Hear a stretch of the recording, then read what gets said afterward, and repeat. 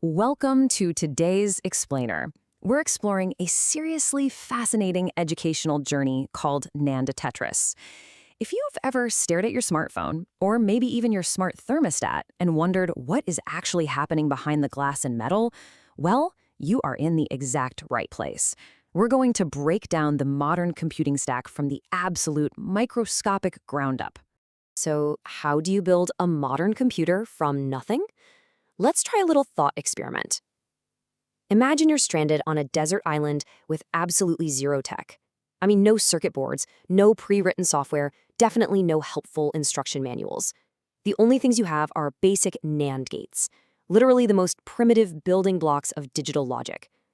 How on earth do you take those tiny, microscopic elements and construct a functioning modern computer? Sounds basically impossible, right? But this isn't just a fun little riddle. This high-stakes desert island scenario is actually designed to solve a massive problem that plagues even highly experienced software developers. It's something called a brittle mental model. See, when you're using complex tools, modern programming languages, and software frameworks every single day, but you don't really know what's happening on the physical hardware level underneath it all, your understanding becomes fragile. You end up relying on abstractions, simplified versions of reality, and those can easily break down the second you hit a deeply technical bug. Think about it like this. Operating with conceptual gaps means you're basically writing code blindly. You're firing commands into a machine without knowing how they're actually interpreted, translated, or run. On the flip side, achieving a robust understanding means knowing the exact physical machinery that is powering your code. It's literally the difference between driving a car with no clue what's under the hood versus being the master mechanic who hand-built the engine from scratch. To get ourselves off this island and achieve that robust understanding, we're going to follow a very precise layer cake survival blueprint. We'll start out stranded with our NAND gates, then organize our bricks of logic, build up the hardware stack, cross the software bridge, and finally arrive at high-level games. All right, let's dive right into step 1, stranded with NAND gates. The source material uses this specific metaphor for a really good reason. It emphasizes a profound truth about computing. An unshakable understanding of a system absolutely must begin with first principles. You can't just start halfway up the ladder. You have to start right down in the sand with basic silicon-based components. A NAND gate is, at its core, simply a microscopic switch that takes in electrical signals and spits out a result based on pure logic. That's it. It is the fundamental grain of sand on our desert island. Which brings us to phase 2 of our survival plan, the bricks of logic. Now, think of computing as a giant layer cake. This conceptual layer cake maps out the sheer scale of the computer stack, all the way from the silicon up to the applications we use daily. And right now, we are trapped at the very, very bottom. We're working strictly with hardware logic and silicon. To get to those high-level applications sitting at the top, we have to meticulously build our way up, layer by layer. And we can't skip a single step. Okay, let's move on to step 3, the hardware stack. This is the first half of our bridge, and it's incredibly fascinating to see how it comes together.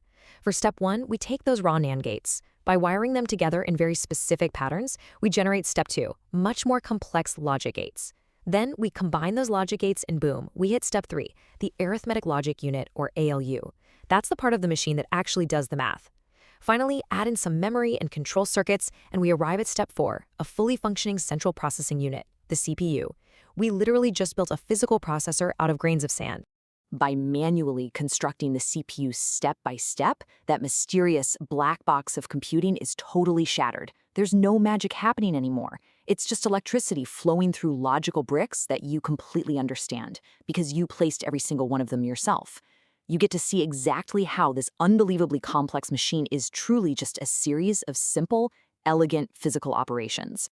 With our hardware functional and humming along, it's time for phase 4, the software bridge. The second half of our journey is all about progressing from the physical worlds into the digital one. The CPU we just built only understands raw binary, just ones and zeros.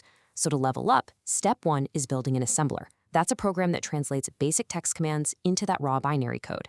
Once we have that, we use it to build step 2, a virtual machine, which creates an intermediate layer of software processing. And that opens the door to step 3, creating a high-level language. This is where we cross over entirely, writing code with variables and loops in a way that actually makes sense to human beings. By building every single piece of this stack yourself, from the raw silicon to the high-level language, those conceptual gaps completely vanish. You aren't guessing how a high-level command somehow turns into a physical hardware action. You engineered the exact translation path. It proves that all software is, at its absolute core, just a massive, organized chain of simple, logical decisions. And finally, we've reached the summit of our survival journey. Phase 5, high-level games. Yep, Tetris. This entire progression, starting from those primitive microscopic NAND gates, going all the way up through the logic gates, the CPU, the assembler, and the high-level programming language, it all culminates in the creation of a fully functional game of Tetris. It's the ultimate proof of concept.